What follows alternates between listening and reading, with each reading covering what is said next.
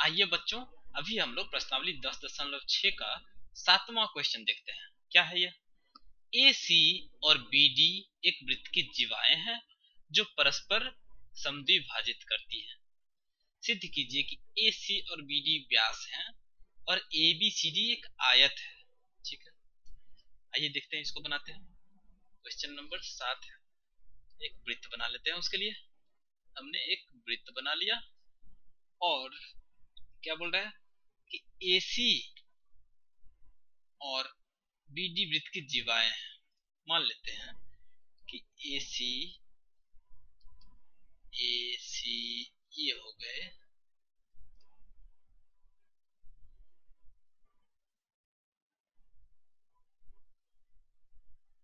और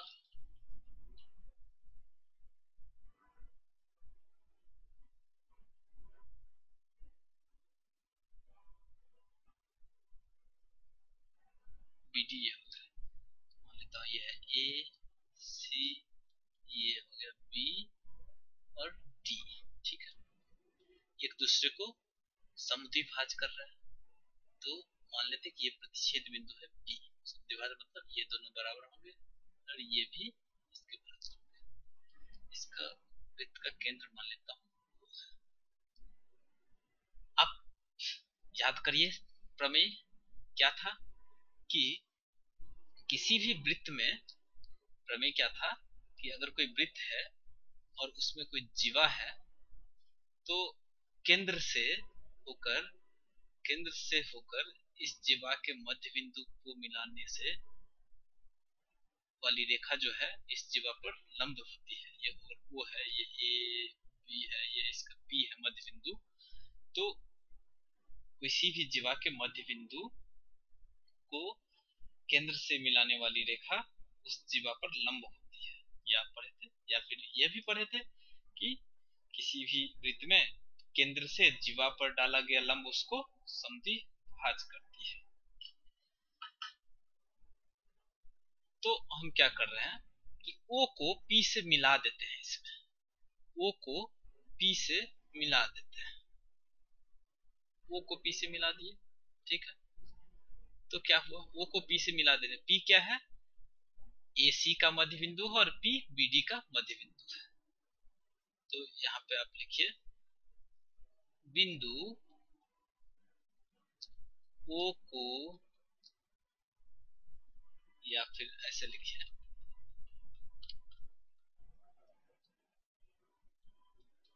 वृत्त का केंद्र O को जीवाएं AC और BD के मध्य बिंदु P से मिलाते हुए एक रेखा खींचते हैं। ठीक है, तो हमने ये रेखा खींच लिया OP।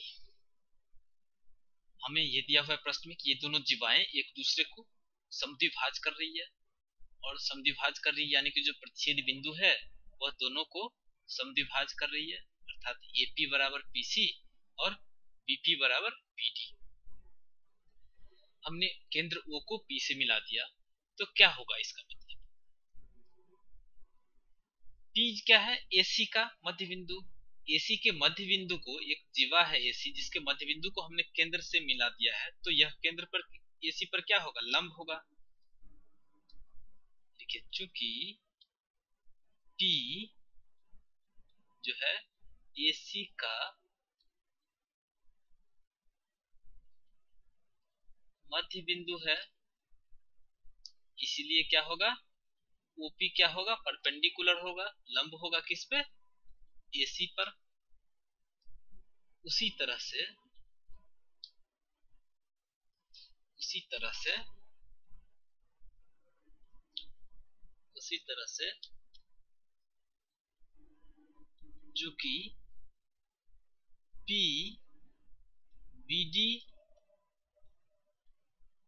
का मध्य बिंदु है, मध्य बिंदु है तो क्या होगा, ओपी क्या होगा, लंब किस पे होगा, बीडी पे। अब आप देखिए ओपी एसी पर लंब है, ओपी बीडी पर लंब है, यानी कि एक ही रेखा दो भिन्न रेखाओं पर लंब है। यह कब संभव है? किसी भी एक रेखा के किसी एक बिंदु पर एक ही लंब हो सकते हैं। यह दोनों तभी संभव है जब ये दोनों का दोनों रेखा एक ही रेखा हो, एसी और बीडी एक ही रेखा हो, तभी यह संभव है कि ओपी दोनों के ऊपर लंब होगा। ठीक है, बट ऐसा, लेकिन ऐसा है नहीं, क्योंकि प्रश्न में दिया हुआ है कि ये दोनों जीवाएं जो है वो भिन्न है, अलग अलग है। तो ये संभव कब है? जब ओ और पी दोनों बिंदु अगर एक ही जगह पर हो, अर्थात ओपी की जो लंबाई हो अगर शून्य हो जाए, तो ये हो सकता है कि ओपी दोनों पर लंब हो। ठीक है, आप इसको समझिए फिर से। ओपी हमें यहाँ पे प्राप्त हुआ कि ओपी जो है एसी पर लंब है और ओपी बीडी पर लंब है। यह कब संभव है? हमें यह दिया हुआ, यह तभी संभव है कि जब एसी और बीडी एक ही रेखा हो। वैसा तो है नहीं, क्योंकि प्रश्न में दिया हुआ है कि एसी और बीडी दो विभिन्न जीवाएं हैं। तो दूसरा कारण क्या हो सकता है कि यह ओपी दोनों पर लंब हो, दोनों जीवाओं पर लंब हो। यह तभी हो सकता है जब ये ओपी जो है की लंबाई शून्य हो जाए, या फिर ओ और पी जो है दोनों बिंदु एक ही हो।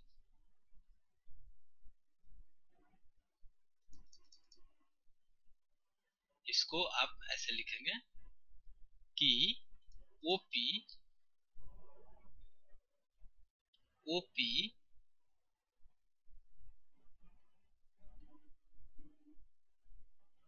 ऐसे रेखा ओपी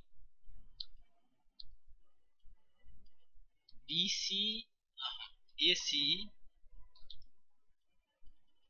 एसी और बीडी पर लंब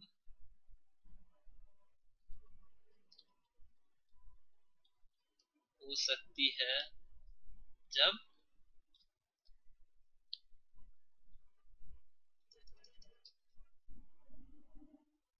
ओ जब बिंदु ओ तथा पी एक हो, या इसको ऐसे भी लिख सकते हैं, या संपाती हो। ठीक है,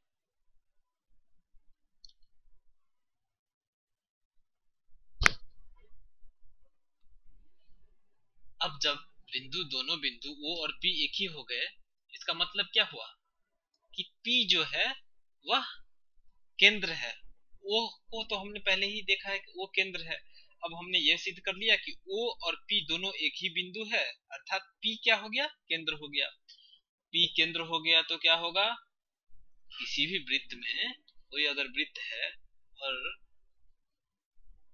जो कोई व्यास होता है उसका मध्य बिंदु क्या होता है, केंद्र होता है। तो यह जो जीवा है जिसका मध्य बिंदु केंद्र है, तो यह जीवा क्या होगा, व्यास होगा। अतः हम ये लिख सकते हैं, अतः AC और BD क्या है, व्यास है, क्योंकि उसका मध्य बिंदु केंद्र है। ठीक है, अतः AC तथा BD क्या है, वृत्त का व्यास है। यह हमने कर दिया, ये पहला पार्ट था। अब आइए दूसरा पार्ट में क्या है।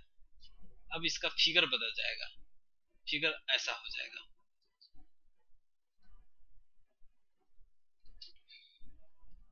ये फिगर जो है ऐसा हो जाएगा। ये एक अगर वृत्त बनाते हैं, वृत्त बना लेते हैं, और मान लीजिए यहाँ पे इसका केंद्र है और दो रेखाएं खींचता हूं, ये रेखा और ये रेखा जो है वो है ACBD, जो कि केंद्र से गुजर रहा है। तो अब जो एक चतुर्भुज बनेगा, चतुर्भुज ए बी सी डी, यह एक आयत होगा, यह हमें सिद्ध करना है। देखिए AC क्या है, AC AC है एक व्यास, यानी कि इस व्यास के द्वारा वृत्त के किसी भी बिंदु पर बना कोण क्या होगा, समकोण होगा। अर्थात AC अगर व्यास है तो इसके द्वारा वृत्त पर बना कोण अर्थात D पर अगर देखा जाए तो ये कोण क्या होगा, 90 डिग्री। उसी तरह B पर बना कोण क्या होगा, 90 डिग्री। अब उसी तरह क्या होगा, अगर हम BD को देखें, BD भी क्या है, व्यास है, तो इस व्यास के द्वारा वृत्त पर बना कोण कितना होगा, 90 डिग्री। यहाँ पर भी बना कोण क्या होगा, 90 डिग्री, यानी सभी कोण क्या हो गए, 90 डिग्री 90 डिग्री। तो जिस चतुर्भुज के सभी कोण 90 डिग्री 90 डिग्री होते हैं, वह चतुर्भुज क्या होता है, ये अगर 90 डिग्री, ये 90 डिग्री, ये 90 डिग्री 90 डिग्री, तो ये क्या होता है, ये एक आयत होता है। यह सिद्ध करना था और ये सिद्ध हो गया। आपको लिखना पड़ेगा वो चीज कि चूंकि AC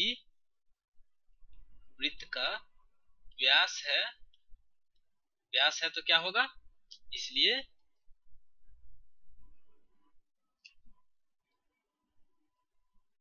कोण ADC बराबर 90 डिग्री, कोण ABC बराबर 90 डिग्री।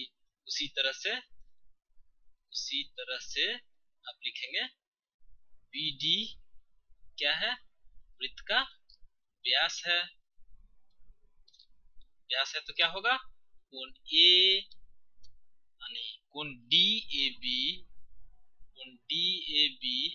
बराबर क्या होगा, 90 डिग्री। कोण DCB बराबर क्या होगा, 90 डिग्री। अगर सभी को 90 डिग्री हो गए तो 90 डिग्री, इसीलिए लिखेंगे, यहाँ पे लिखेंगे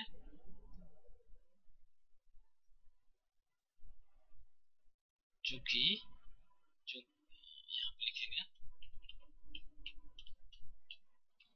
चूंकि कोण ABC बराबर कोण BCD बराबर कोण CDA बराबर कोण DAB 90 डिग्री, इसीलिए चतुर्भुज ABCD क्या है, एक